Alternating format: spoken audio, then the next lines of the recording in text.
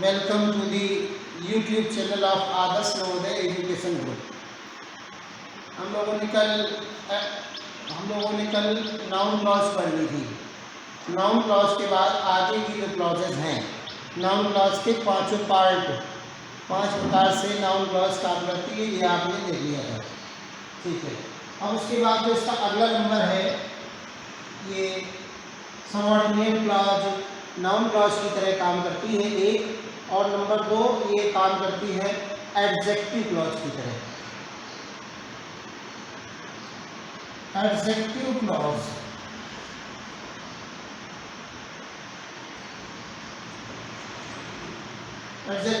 Clause विशेषण उपवाक्य।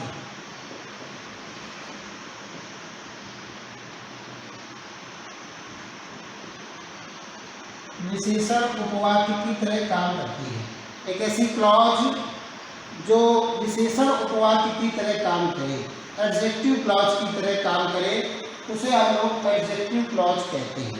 कुछ स्थानों पर किसी क्लॉज को रिलेटिव क्लॉज के नाम से भी प्रेजेंट करते हैं, प्रस्तुत करते हैं। तो लेकिन एडजेक्टिव क्लॉज और रिलेटिव क्लॉज दोनों बिल्कुल अलग क्लॉजेज हैं। और इस सबऑर्डिनेट क्लॉज में नाउन, एडजेक्टिव और एडवर्ब क्लॉज 3 तरह की क्लॉज होती है। मैं इस बात से बिल्कुल सहमत नहीं हूँ कि इसमें ऐसी कोई रिलेटिव क्लॉज आ सकती है।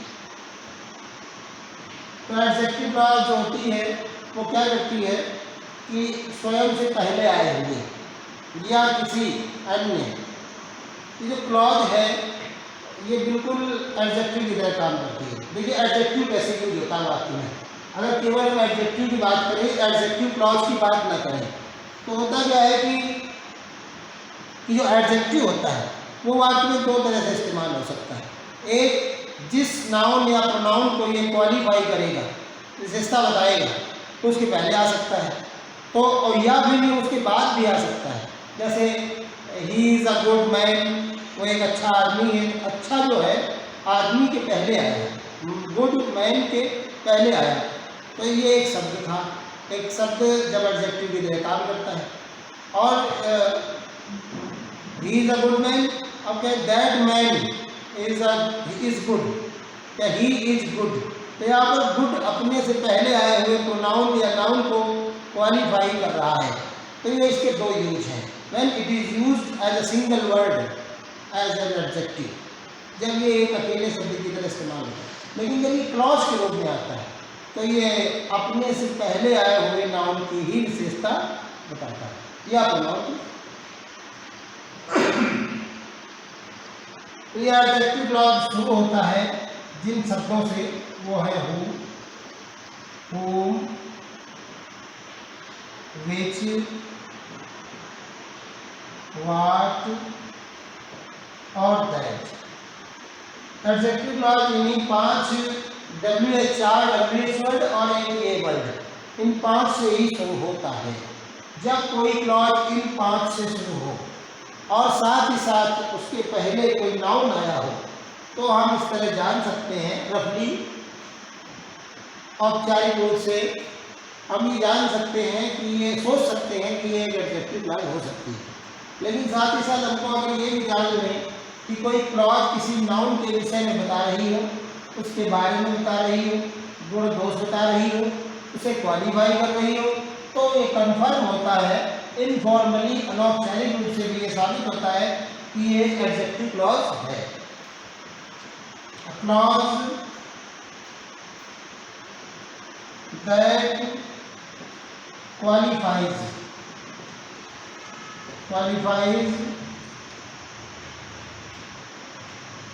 a noun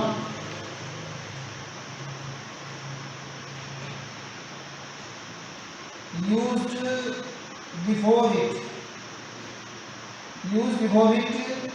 is called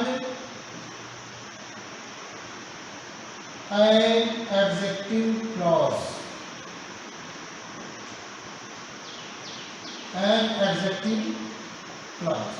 जब कोई क्लॉज जो विशेषता बताती है अपने से पहले आए हुए किसी नाउन का या प्रोनाउन का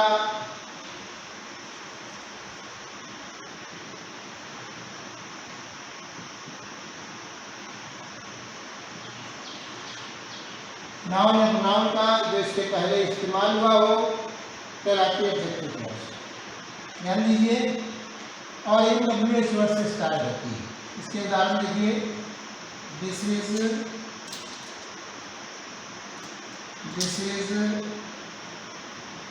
radio, this is the radio that I bought last year. ध्यान दीजिए, यहाँ पर आप देखेंगे कि एक शब्द है, ये दैट है, ये दैट वर्ड है। ये मैंने आपको बताए हुए इन 5 कंजक्शंस में से एक है।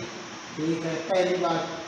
दूसरी बात कि इससे एक क्लॉज स्टार्ट हो रही है, आप यहाँ देख सकते हैं। ठीक है, अब आपने देखा कि ये एक क्लॉज है जो दैट से स्टार्ट हो रही है। दैट से स्टार्ट होने वाली क्लॉज एक सबऑर्डिनेट क्लॉज होती है।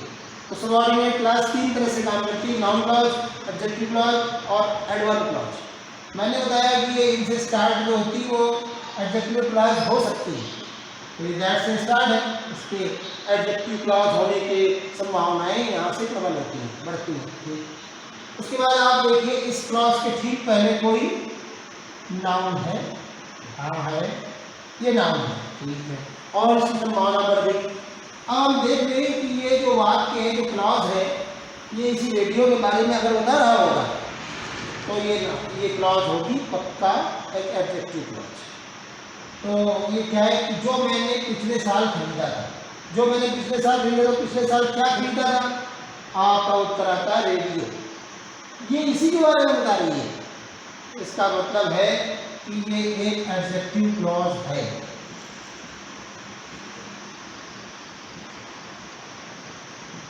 ठीक है, एक और देखिए,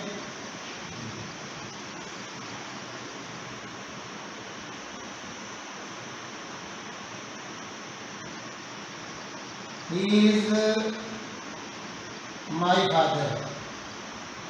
He is my father who had gifted me this watch.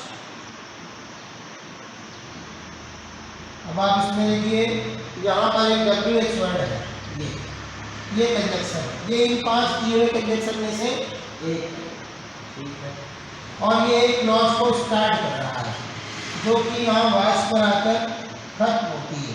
ठीक है, हम देखते हैं इसके पहले नाउन भी आया हुआ है, ये रहा। 2 बातें हो गई जो इस संभावना को मजबूती प्रदान करती हैं कि ये एक एडजेक्टिव क्लॉज है। इनमें 2-3 बातें हैं। एक है, पहली देख लो कि ये कोई क्लॉज जो है इनसे स्टार्ट हो रही ही नहीं, इनसे नाउन क्लॉज भी स्टार्ट होती है, तो हमें इसमें अगर, लेकिन इससे एडवर्ब क्लॉज स्टार्ट नहीं होती। इन 5 से कोई एडवर्ब क्लॉज स्टार्ट नहीं होती है, इसलिए इन नाउन, एडजेक्टिव और एडवर्ब क्लॉज के में से कोई एक क्लॉज है या नहीं, इस संभावना, कौन सी संभावना, यहाँ पर एक एडवर्ब क्लॉज न होने की संभावना खारिज हो जाती है, होने की संभावना खारिज होती है, मतलब ये एक एडवर्ब क्लॉज नहीं है, बची 2। तो पहला इनमें से कोई एक है कि नहीं। ठीक, दूसरी संभावना क्या है कि उसके पहले कोई नाउन है कि नहीं। there is some noun or not, some noun or not before the clause। Clause के ठीक पहले कोई नाउन या नाउन है या नहीं, ये देखना होता है। कंजक्शन इन 5 में से है या नहीं, ये देखना होता है। इस conjunction among 5 given words or not, तो कंजक्शन दिए गए 5 शब्दों में से है या नहीं, ये देखा। दूसरा देखा, संभावना और प्रबल हो गई, यह उत्तर आ रहा। तीसरा, दी गई क्लॉज किसे बता रही है, किसके बारे में बता रही है, तो जिन्होंने उपहार के रूप में मुझे दी थी ये घड़ी, जिन्होंने दी थी, किसने दी थी? पिताजी ने। तो इसका मतलब ये क्लॉज इस नाउन पिताजी के बारे में ही बता रही है, इसका मतलब ये एक एडजेक्टिव क्लॉज है। ठीक है, इस तरह से हमने पाया, समझा कि ये क्लॉज एक एडजेक्टिव क्लॉज है और ऐसे हम जान पाते हैं। ठीक है, इस तरह से हमने एडजेक्टिव क्लॉज को पढ़ लिया। अब इसके बाद हम लोग तीसरी, इसमें इतना ही, इसमें कोई प्रकार नहीं है। 3 नंबर पर हम लोग पढ़ेंगे एडवर्ब क्लॉज। मैं एक बार फिर बताऊं कि ये जो एडजेक्टिव क्लॉज है ये जो 3 तरीके हैं, ये जो तीन बातें हैं, इस तरह से आप इसको लर्न करके और समझकर आप जान सकते हैं, तीस कर ये उस नाउन को क्वालिफाई कर रहे हैं कि नहीं। अब ये एडजेक्टिव क्लॉज के बाद आती है एडवर्ब क्लॉज।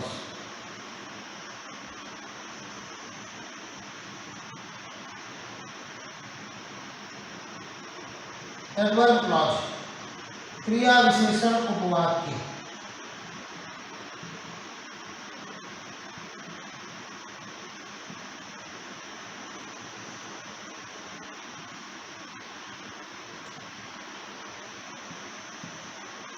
अब देखिए, क्रिया विशेषण जो उपवाक्य होती है ये किसे मॉडिफाई करती है? ये क्वालिफाई नहीं करती कभी भी, ये मॉडिफाई करती है। किसे? किसी वर्ब, किसी एडजेक्टिव या फिर किसी अन्य एडवर्ब को मॉडिफाई करती है। देखिए, और ये शुरू हो सकती है फिर से। हमारे कोर्स में तो 10वीं का कोर्स है, उसमें 3 ही है, एक 3-4 ही है। एक तो इफ है, एक वेदर है, एक व्हेन है, व्हेनेवर है, अनटिल, टिल, इस तरह के हैं, व्हाइल, आफ्टर, बिफोर, हमारे कोर्स में जो है। तो हमारे एडवर्ब क्लॉज जो हमारे कोर्स में है वो इन्हीं से स्टार्ट होती है। एक तो इफ, वेदर, फिर बचा आपका व्हेन, व्हेनेवर, व्हाइल और till, until,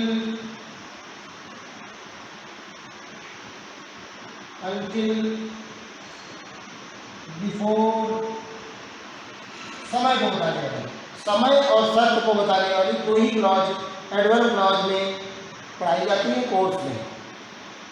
until, before, after, as soon as, जो ही, as soon as, no sooner than,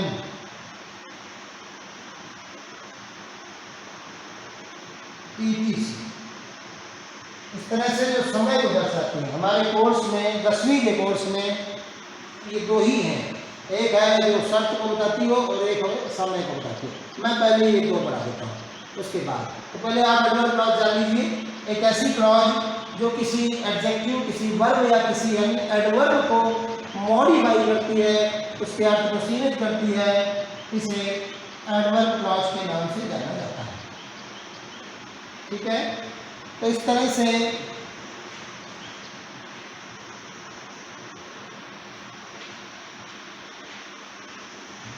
इसमें जो है हमारे जो कोर्स में है वो 2 ही हैं। एक है adverb clause of time, adverb clause of condition पर जाते हैं। क्लॉज ऑफ कंडीशन, शर्तवाचक, शर्तवाचक।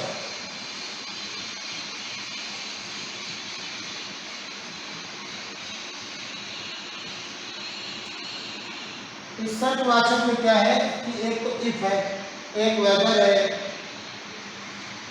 वेदर उनमें आता है जिनमें और नॉट भी होना चाहिए। तो अगर और नॉट नहीं है, और नॉट मतलब जब बातों को जोड़ेंगे तो किसी एक बात में और नॉट लिखा है तो जोड़ देंगे वेदर से, और अगर वो पहले से जुड़े हुए हैं तो वेदर है तो आप ये समझ जाइएगा कि हिंदी बनाने पर उसके अर्थ में या नहीं निकलेगा। इफ वाले 3 तरह की कंडीशन होती है। एडवर्ब क्लॉज ऑफ कंडीशन में मतलब है शर्तवाचक, जिनमें शर्त होती है, जिनमें कोई ना कोई शर्त रखी जाती है, उन्हें हम कहते हैं शर्तवाचक। इसमें 3 तरह की स्थितियाँ हैं। कैसी? पहली है कि वो शर्त जिसके होने की संभावना हो। पहली है प्रोबेबल कंडीशन। 3 तरह की शर्त होती है इसमें, शर्तवाचक में 3 तरह की है। ये जो है ये बस इफ या वेदर से ही स्टार्ट होगी। ये इसमें यहाँ पर आप जब ये शुरू होती है तो इसमें होता है इफ या वेदर। ज़्यादा इसका इस्तेमाल इफ होता है, ठीक है। इसमें जो पहली सिचुएशन है, इसमें कई तरह की सिचुएशंस हैं, कंडीशंस हैं। पहली है इसमें प्रोबेबल कंडीशन।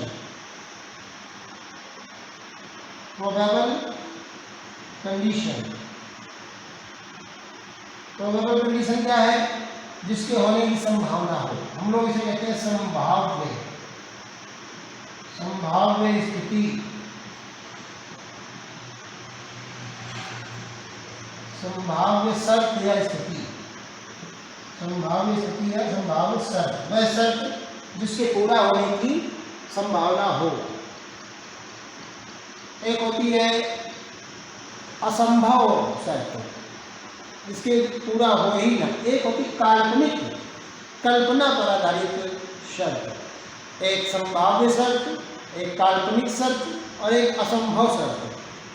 ऐसी कि यदि मैं कोई भी ऐसी संभावना कि टेंस या कोई भी भूतकाल में कुछ हो चुका है तो फिर उसके आगे होने की कोई संभावना नहीं है, तो असंभव होना है, असंभव शर्त है। पहले हम प्रोबेबल पढ़ते हैं, जिसके होने की संभावना रहती है। इसमें क्या रहता है? एक वाक्य तो फ्यूचर टेंस में होता है। इस वाले में इसका स्ट्रक्चर देखिए, इसके स्ट्रक्चर में रहता है कि एक होती है इफ वाली जो शर्त दर्शाती है। इफ होता, अगर इफ है आगे हो या पीछे, वो प्रेजेंट इंडेफिनिट में होगी। इफ प्रेजेंट इंडेफिनिट टेंस या प्रेजेंट टेंस मान लो, प्रेजेंट टेंस ज़्यादातर इंडेफिनिट,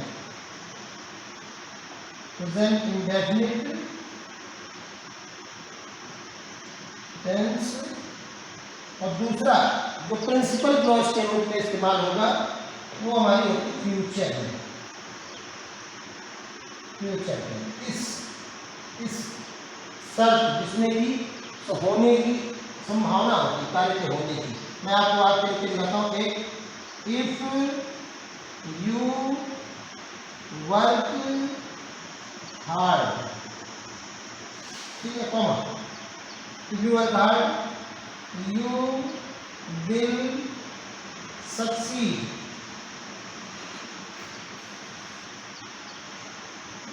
अब इसमें आप देखिए, मैंने बताया था जिस वाक्य में इफ लिखा होगा, ये इफ, उसमें प्रेजेंट इंडेफिनिट, उसमें प्रेजेंट इंडेफिनिट होगा। तो आप देख सकते हैं कि ये वर्ब की फर्स्ट फॉर्म है, फिफ्थ फॉर्म है, इसलिए फर्स्ट प्लेस लग गई क्यों? क्योंकि इसमें कोई हेल्पिंग वर्ब डू डज नहीं है। तो ये वर्ब है, वर्ब की 5वीं अवस्था है। फिलहाल आप उसको फर्स्ट नहीं मान लो क्योंकि इसमें एस लगा हुआ नहीं है, ठीक है। और बाकी ये टेंस इसका है प्रेजेंट इंडेफिनिट, प्रेजेंट और इंडेफिनिट, ठीक है। और यहाँ पर आप ये देखिए कि ये है आपकी फ्यूचर, ये फ्यूचर है, फ्यूचर टेंस, ठीक है। तो इस तरह से हमने लिखा फ्यूचर का इफ वाली बात। यहाँ पर ये कैसे, यदि तुम कठोर मेहनत करते हो तो कठोर मेहनत करते हो तो जो आगे जो हालात हैं, शर्त है, अगर कठोर मेहनत करो तो तुम पास हो, तुम्हें असफलता मिलेगी, सफलता मिलेगी। ये एक ऐसी स्थिति है कि अगर पहले वाली स्थिति फॉलो की जाए तो दूसरे वाली स्थिति की संभावना होने की संभावना रहती है। एक और बात इसी बगल में लिख देते हैं, देख लीजिए, इफ he allows,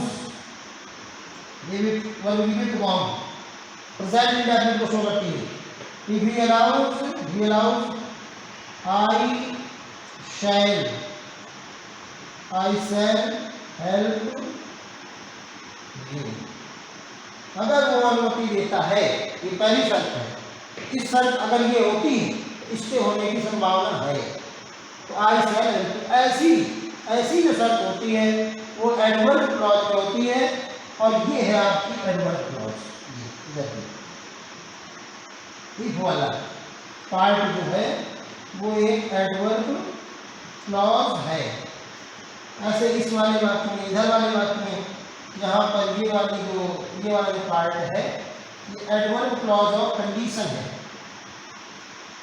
ये एक एडवर्ब क्लॉज है, ठीक है। तो इस तरह से हम लोगों ने इसकी एडवर्ब क्लॉज की जो पहली कंडीशन है, प्रोबेबल कंडीशन पढ़ ली। इससे आगे की जो कंडीशन है वो हम लोग पढ़ेंगे नेक्स्ट पार्ट में। Thanks a lot.